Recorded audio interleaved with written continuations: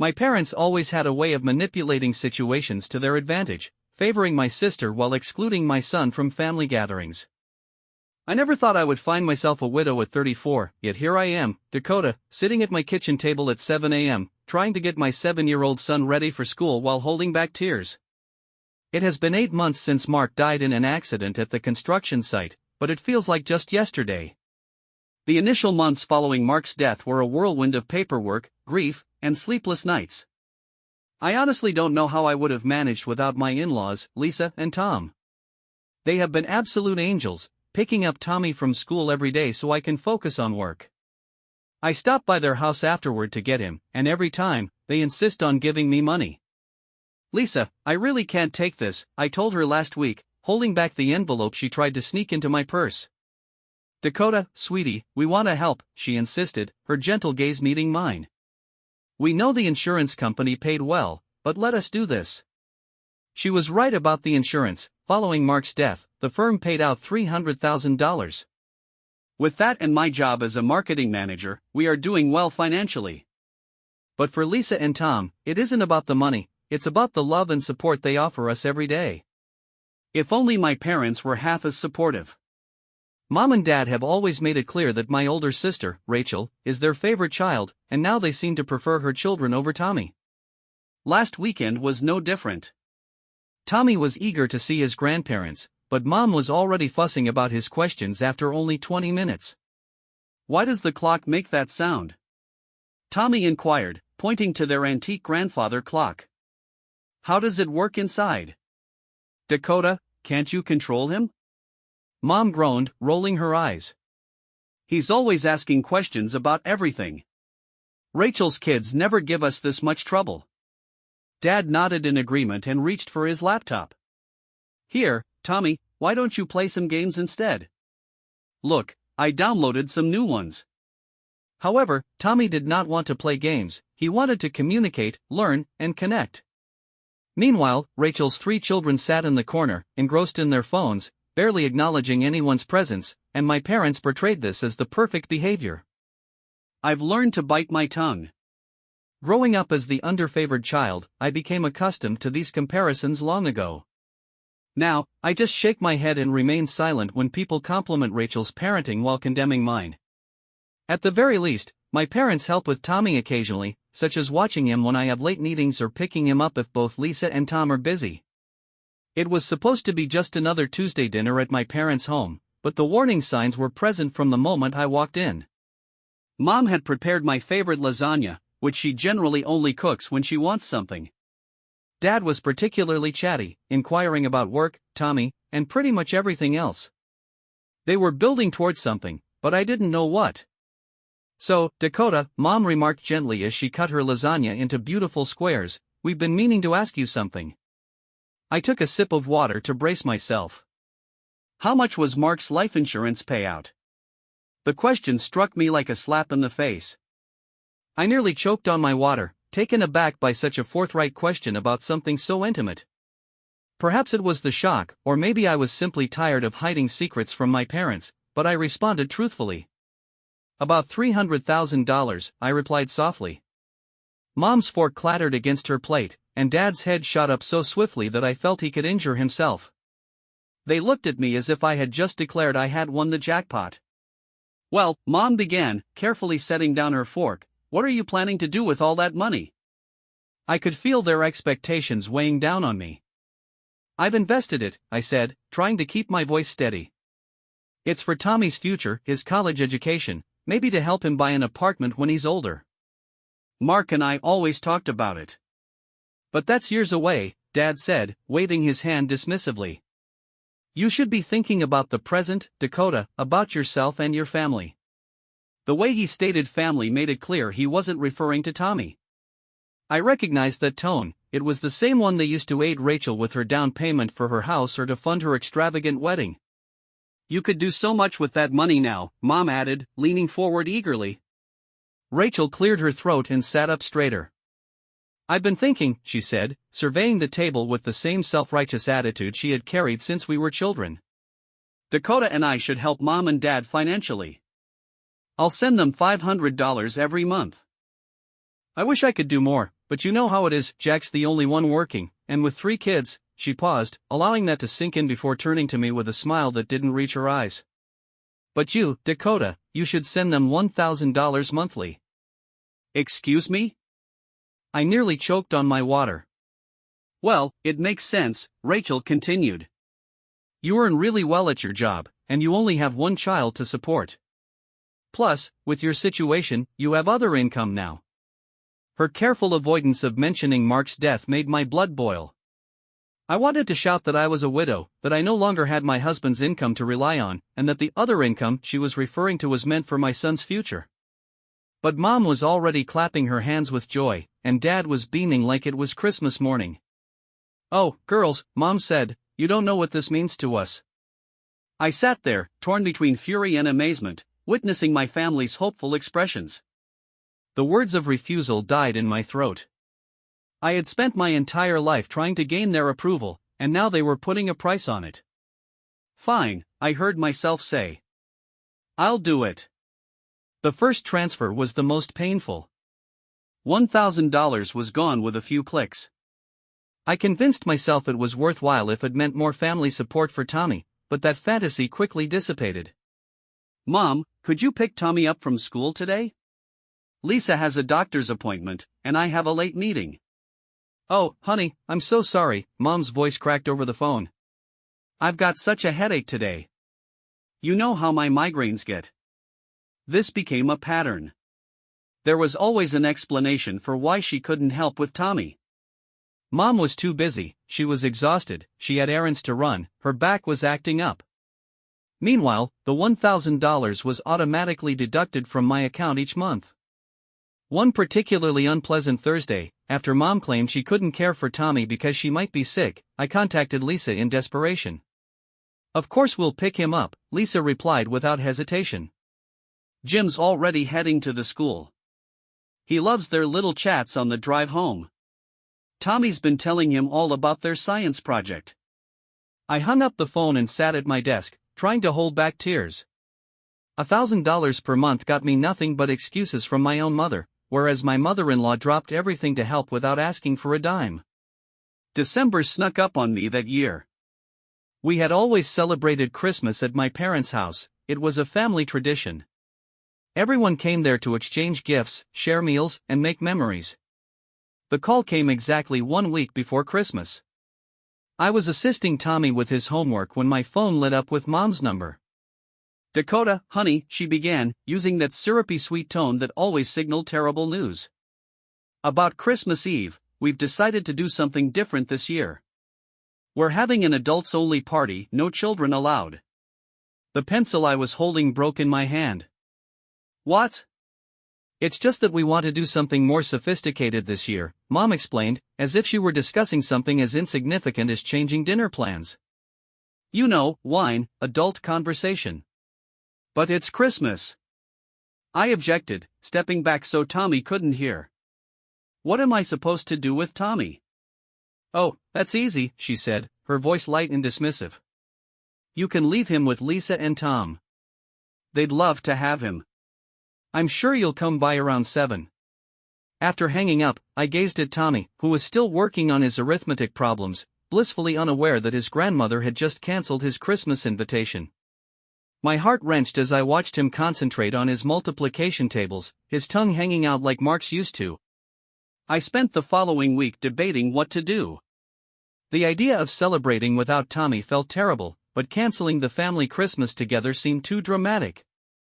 Finally, I came up with a solution. I'd leave Tommy with Lisa and Tom for a few hours, go to my parents' place to exchange gifts and greetings, and then return to properly celebrate with my in-laws and son on Christmas Eve. I arrived at my parents' house alone, carrying a bag of nicely wrapped presents. The driveway was packed with cars, more than typical for our family. "Dakota, hug me," my mother exclaimed, looking around expectantly. "Where's little Tommy? Don't tell me he's sick on Christmas Eve." Before I could respond, my cousin Peter interjected, "Yeah, where's our favorite little scientist? Jake's been wanting to show him his new chemistry set." More relatives gathered, all asking the same question: where was Tommy? Why had I arrived alone? Each inquiry felt like a knife twisting in my gut. I couldn't form words, I couldn't describe what I didn't comprehend. Through the bustle, I noticed my mother in the kitchen, placing cookies on a Christmas-themed tray as if everything were normal, as if she hadn't already excluded her own grandson from a family event. "Excuse me," I managed to mutter, moving past my concerned family members. My feet took me to the kitchen on autopilot, rage rising with each stride. "Mom," I asked, my voice low and controlled, "can we talk privately?" Something in my tone prompted her to put down the platter. I guided her into the corridor, away from inquisitive eyes and ears. "You told me this was an adults-only party," I responded, trying to keep my voice steady. "You specifically told me not to bring Tommy. So why are Rachel's kids here? Why are all the cousins' children here?" Mom fixed her Christmas sweater, avoiding my gaze. "Well, that's different." "Different how?" I pressed. "Those children," she remarked, nodding vaguely toward the living room, "know how to behave at formal gatherings. They're well-mannered." I looked at her in bewilderment. "Well-mannered? Tommy is one of the most polite children I know. His teachers praise his behavior constantly." "Oh, Sarah and Jim spoil him," Mom said, rolling her eyes. "They encourage all those endless questions. The other children, they deserve to be here more. They know their place." As if on cue, a disturbance broke out in the dining area.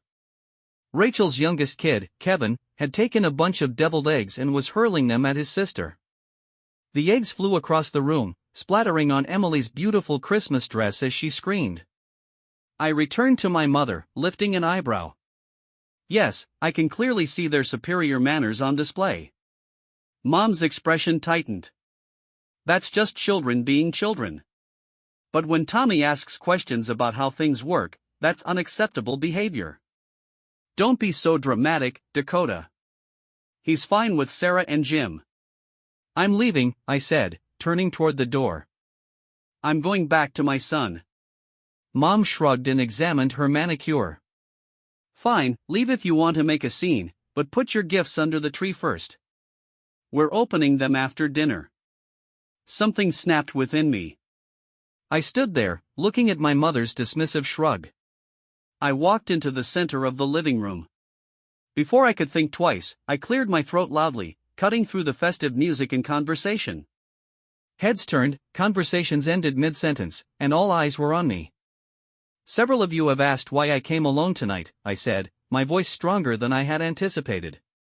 "Why isn't Tommy here celebrating Christmas with his family?" Rachel tried to approach me, but I held up my hand. "Let me finish." I drew a breath and continued, "I'm here alone because a week ago, Mom called and told me this was an adults-only party. I was specifically told not to bring Tommy." My aunt's voice broke through the hush. "But all the children are here.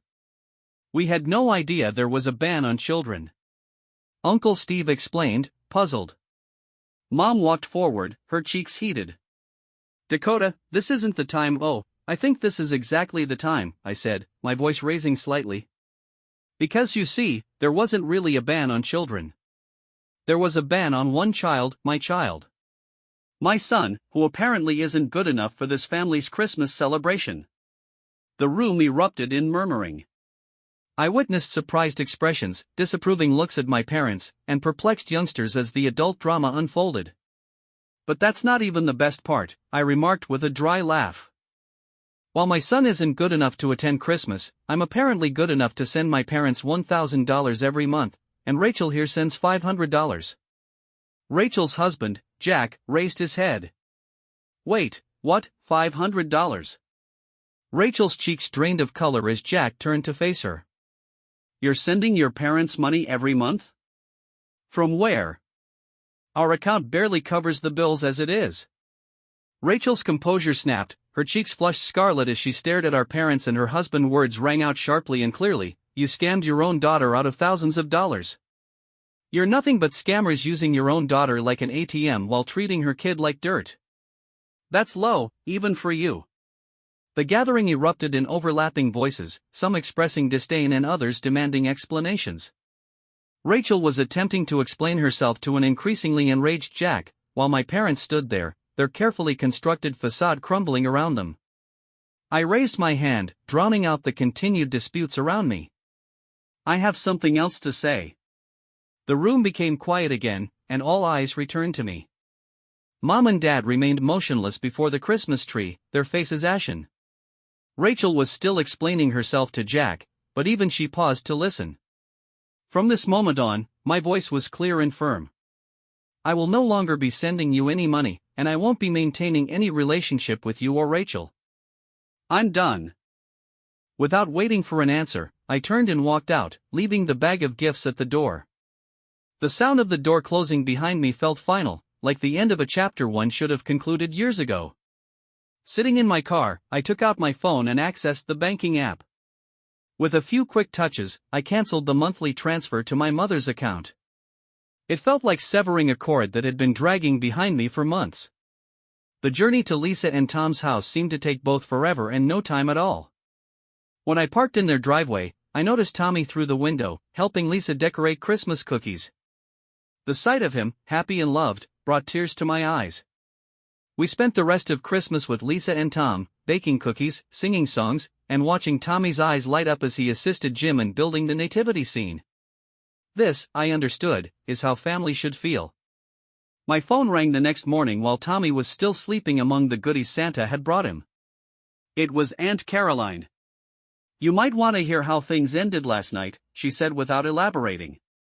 After you left, it was like a dam broke. Uncle Mike stood up and said he couldn't stay in that house another minute. Then Aunt Marie and Uncle Steve followed. Pretty soon, everyone was gathering their coats and kids. I listened as she told me how the relatives had all departed together without even saying goodbye to my parents. As they walked out, some appeared to make loud comments about deceptive behavior and family shame. And Jack?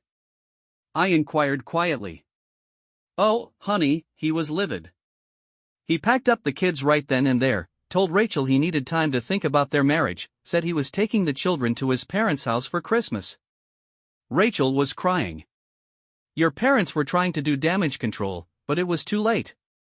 I overheard her take a deep breath. I want you to know, Dakota, we're all on your side. What they did to you and Tommy is unforgivable. After I hung up, I sat on my bed, absorbing everything.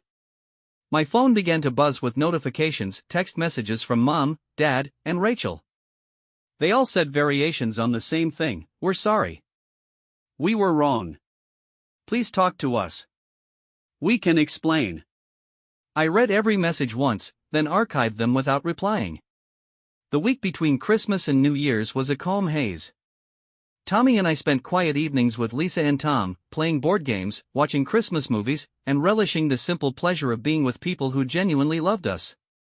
On New Year's Eve morning, the doorbell rang. Through the peephole, I noticed Mom and Dad standing on my porch, clutching a large, carefully wrapped box.